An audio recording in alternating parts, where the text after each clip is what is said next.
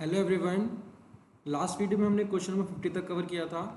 तो आज इस वीडियो में स्टार्ट कर रहे हैं क्वेश्चन नंबर 51 से। देखिए क्वेश्चन 51 में क्या है, इसमें कहा गया है in the figure a point O inside the triangle A B C is joint its vertices from a point D on A O D E is drawn parallel to A B and from a point E on BO, EF is drawn parallel to BC. Prove that DF is parallel to AC. चलिए start करते हैं इस question का। हम सबसे पहले हम लिखते हैं कि गिवन हमें क्या क्या दे रखा है क्वेश्चन के अंदर।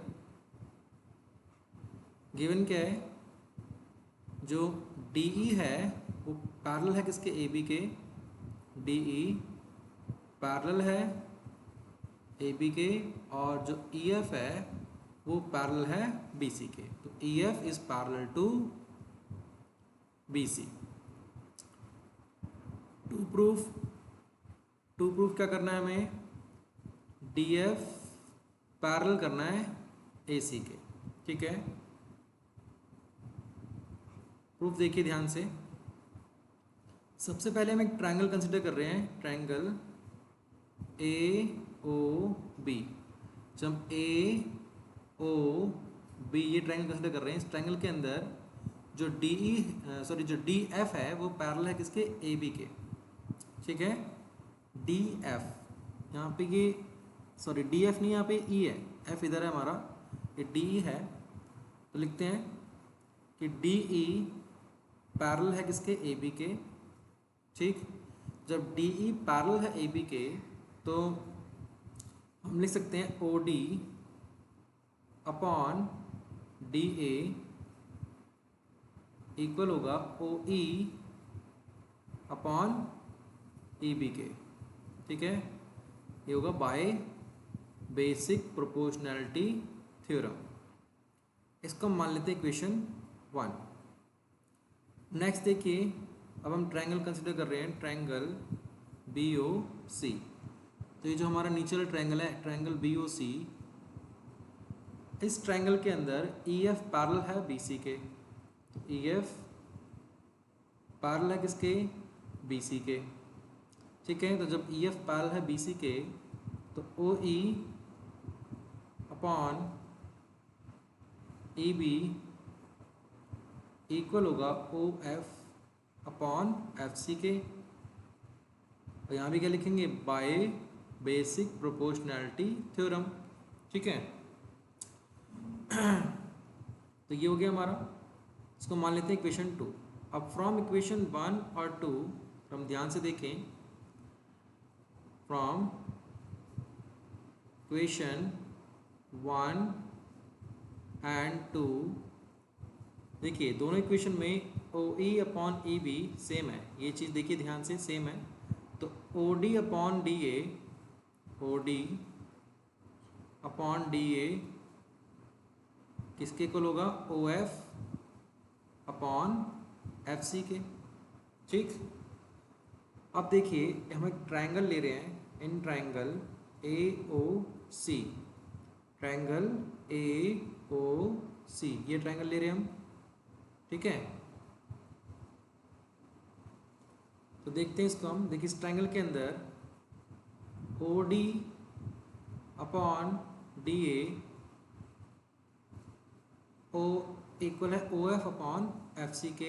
ये हम यहाँ पे कर चुके हैं पहले, तो इसको लिखेंगे क्या, अबव प्रूव्ड, लिखेंगे अबव प्रूव्ड। ठीक है, तो जब एक ट्रायंगल के अंदर साइड आपस में क्या हो, प्रोपोर्शनल्स हो, तो bye converse of basic proportionality theorem. देखिए ध्यान से, जब OD upon DA OF upon CF के इक्वल है तो हमारा ये DF किसके पैरेलल होगा, AC के। मैं लिख देंगे देयरफॉर DF पैरेलल होगा किसके, AC के, bye converse of basic proportionality theorem. ठीक है, तो इस तरीके से हमारा ये DF पैरेलल हो जाएगा AC के। तो ये हो गया क्वेश्चन नंबर 51। नेक्स्ट देखते हैं क्वेश्चन नंबर 52। देखिए क्वेश्चन 52 में क्या है, इसमें कहा गया है two triangle BAC and BDC, right angle at A and D respectively are drawn on the same base BC and on the same side of BC. If AC and BD intersect point at D, prove that AP into PC is equal to DP into PB. दो triangle है हमारे पास, एक BAC है और एक BDC है. BAC के अंदर एंगल A राइट एंगल है और BDC के अंदर एंगल D क्या है हमारा राइट एंगल. ठीक है, देखिए ध्यान से. सबसे पहले हम लिखते हैं गिवन पार्ट. गिवन है हमें कि BAC triangle BAC and triangle BDC are right angle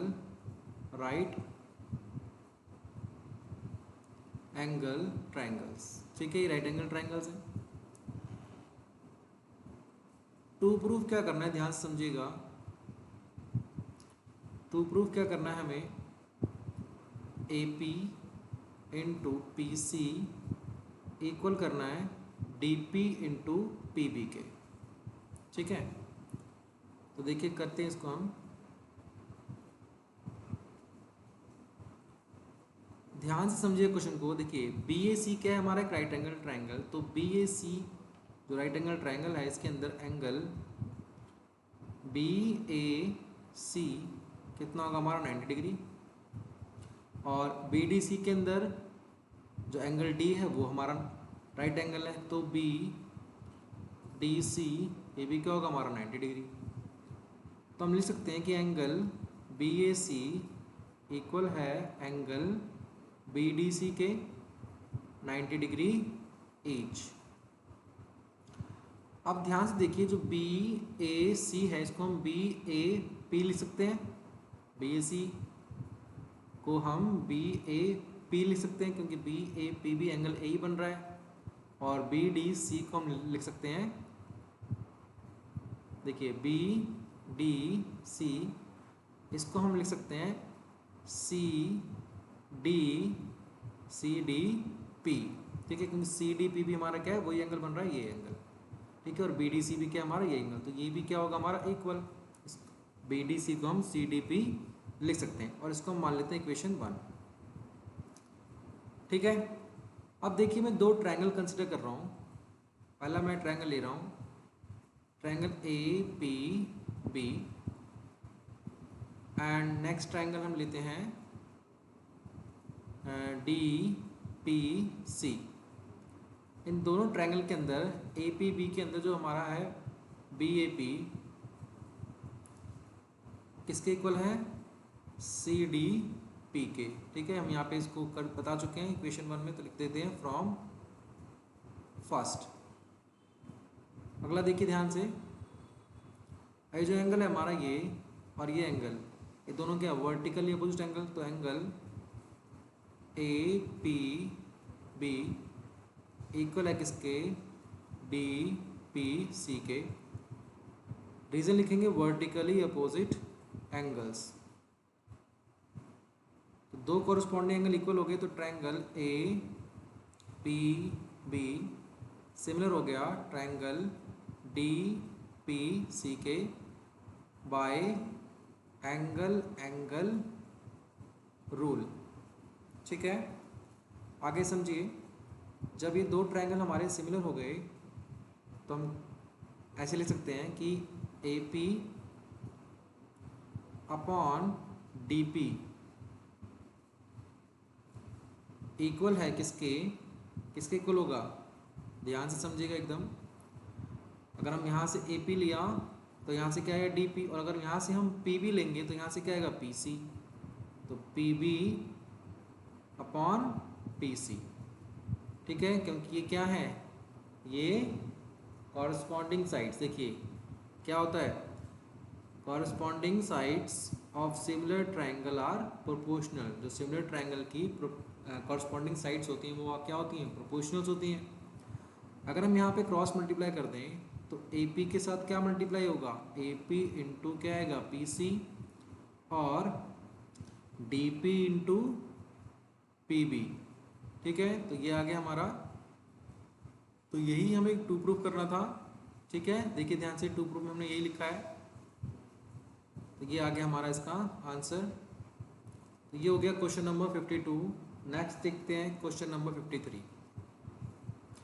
देखिए क्वेश्चन 53 में क्या है, इसमें कहा गया है hypotenuse of right angle triangle is 25 centimetre and out of the remaining two sides one is larger than the other by 5 centimetre. Find the length of the other two sides. देखिए सबसे पहले हम एक राइट एंगल ट्राइंगल बनाते हैं। Right angle triangle बना लिया हमने, ए बी सी। इसमें जो हाइपोटेन्यूज है वो कितना है, 25 सेंटीमीटर। तो यहाँ लिख लेते हैं 25 सेंटीमीटर। ठीक है, आगे कहा गया है कि जो बाकी की दोनों साइडें हैं उनमें से एक साइड दूसरी साइड से 5 सेंटीमीटर बड़ी है। अगर हम ए बी को x मान लें तो जो दूसरी साइड है बी सी वो क्या होगी, 5 सेंटीमीटर बड़ी। वो कितनी होगी, x + 5। ठीक, अगर हम यहाँ पे हम पाइथागोरस का यूज़ करें तो देखिए क्या होगा, x² प्लस x प्लस 5 का स्क्वायर, मतलब परपेंडिकुलर का स्क्वायर प्लस बेस का स्क्वायर किसके इक्वल होगा, इन दोनों का सम, हाइपोटेन्यूज के स्क्वायर के। सॉल्व करते हैं इसको हम, देखिए क्या आएगा, x²। यहाँ हम यूज़ कर लेंगे a + b का होल स्क्वायर की आइडेंटिटी। तो ये आएगा x², 5 का स्क्वायर 25, फिर a² प्लस b² क्या आएगा, +2ab। तो 2 5 = 10, 10x। 25 का स्क्वायर हो जाएगा 625, x² प्लस x² 2x², और फिर प्लस 10x लिख लेते हैं, फिर +25। 625 लेफ्ट साइड आके माइनस हो जाएगा, -625 = 0। तो 2x² प्लस 10x प्लस 25 और -625 कितना हो जाएगा, माइनस का 600।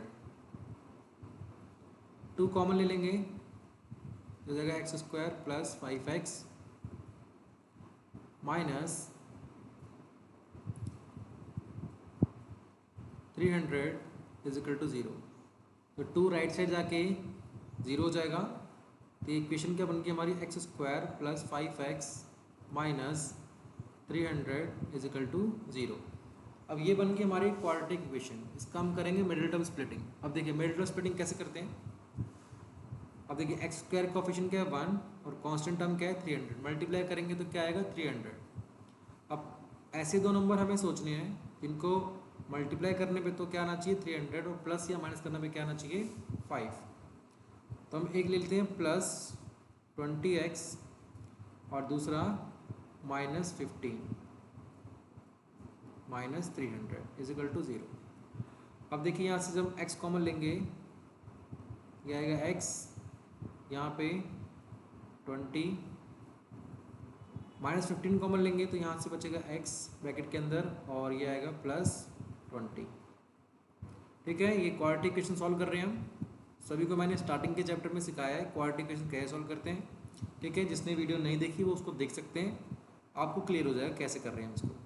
अब देखिए x + 20 कॉमन ले लेंगे तो ब्रैकेट में आएगा हमारा x - 15 = 0। तो x + 20 को हम इक्वेट करेंगे 0 के, और x - 15 को भी क्या करेंगे, इक्वेट करेंगे 0 से।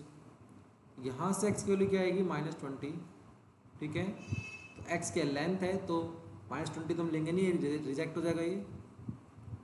और यहाँ से जो x की वैल्यू आएगी वो आएगी क्या, 15। ठीक है, तो जो हमारा जो हाइट है वो क्या हो गया 15 मान लेंगे, और जो बेस है वो क्या होगा 15 + 5 हो जाएगा 20। तो जो बोला गया था ना इसमें, इसके अंदर find the length of the other two sides, तो जो बाकी की दोनों साइड हैं उसमें एक लेंथ कितनी है 15 और एक लेंथ कितनी है 20। ये हो गया हमारा क्वेश्चन 53। नेक्स्ट देखते हैं क्वेश्चन 54। ये देखिए क्वेश्चन 54 में क्या है, इसमें कहा गया in the given figure DE is parallel to AC, BE upon EC is equal to BC upon CF, prove that DC is parallel to AP। सबसे पहले हम गिवन लिखते हैं। गिवन क्या है, गिवन है DE पैरेलल है AC के, और BE अपॉन EC इक्वल है B C upon C P के। ठीक है, ये हमें गिवन दे रखा है। और टू प्रूफ करना है हमें डी सी पैरेलल करना है किसके, ए पी के। ठीक है,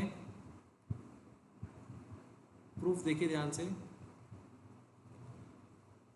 सबसे पहले हम एक ट्रायंगल कंसिडर कर रहे हैं। ट्रायंगल ए बी सी, ये ट्रायंगल कंसिडर कर रहे हैं हम।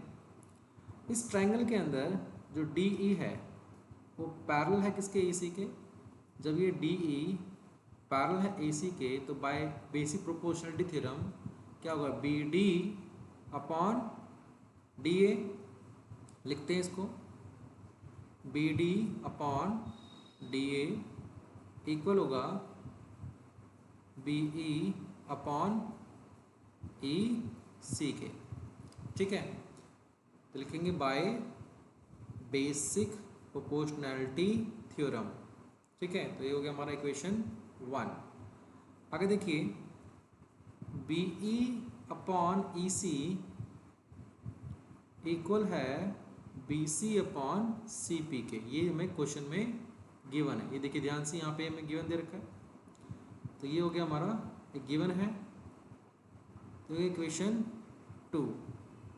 अब फ्रॉम 1 एंड 2 देखिए, ये जो चीज़ है बी अपॉन ई सी दोनों में है, सेम है। तो from 1 and 2 B D upon D A equal हो जाएगा किसके, B C upon C P के। ठीक है, ये आ गया हमारा। अब देखिए हम एक ट्रायंगल कंसिडर कर रहे हैं। ट्रायंगल ए बी पी, ये पूरे ट्रायंगल के देखिए ए बी पी, ये पूरा ट्रायंगल। इस पूरे ट्रायंगल के अंदर B D upon D A किसके इक्वल है, बी सी अपॉन यहाँ पे देखिए, यहाँ पे ये सी पी होगा, ये पी होगा। ठीक है, B C upon C P. तो जब B D upon D A का रेशो इक्वल है B C upon C P के, तो ये जो हमारी लाइन है डी सी, ये क्या होगी, ए पी के पैरेलल होगी by basic proportion, by converse of basic proportionality theorem. ठीक है, तो लिख देंगे therefore DC is parallel to AP।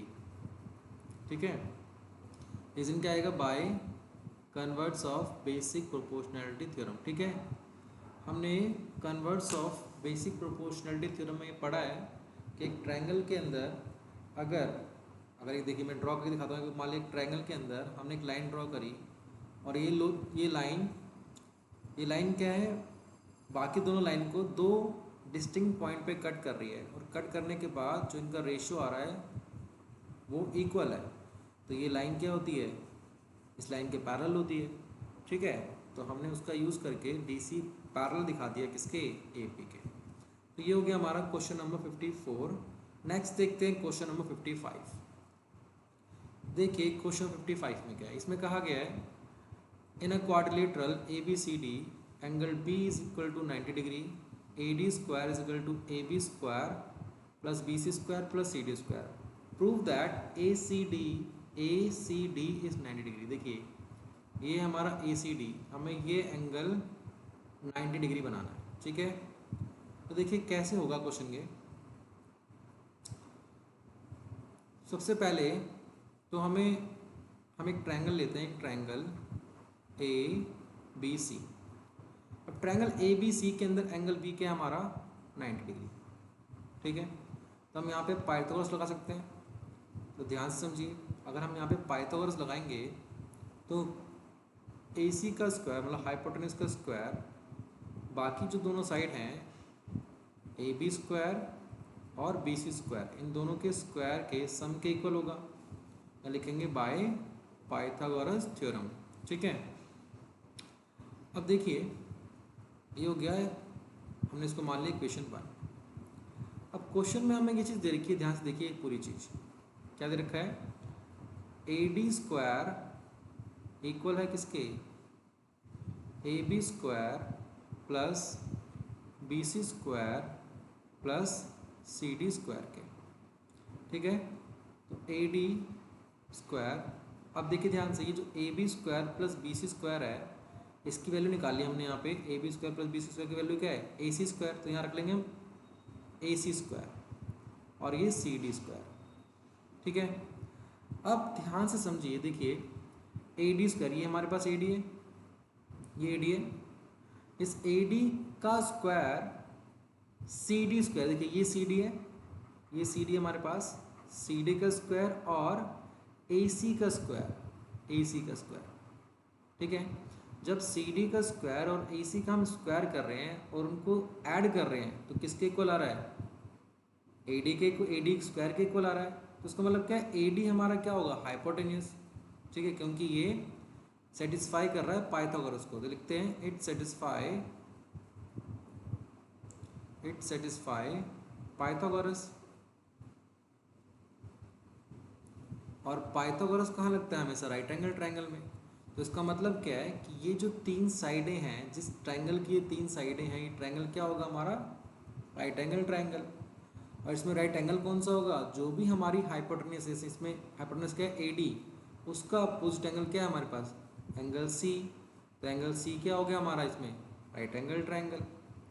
ठीक है, तो देखिए इट सेटिस्फाई पाइथागोरस, तो लिखेंगे therefore triangle A C D is right triangle, right triangle.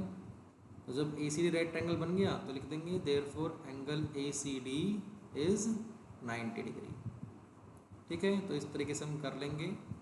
ठीक है, बाय कन्वर्ट्स, यहाँ पे हमने कन्वर्ट्स ऑफ पाइथागोरस थ्योरम का यूज़ किया है, क्योंकि ये हमें और निकाला है और फिर हमने उसको बताया कि ये राइट एंगल ट्रायंगल है। ठीक, तो ये हो गया हमारा क्वेश्चन नंबर 55। अब नेक्स्ट वीडियो में हम देखेंगे क्वेश्चन नंबर 56। Thank you.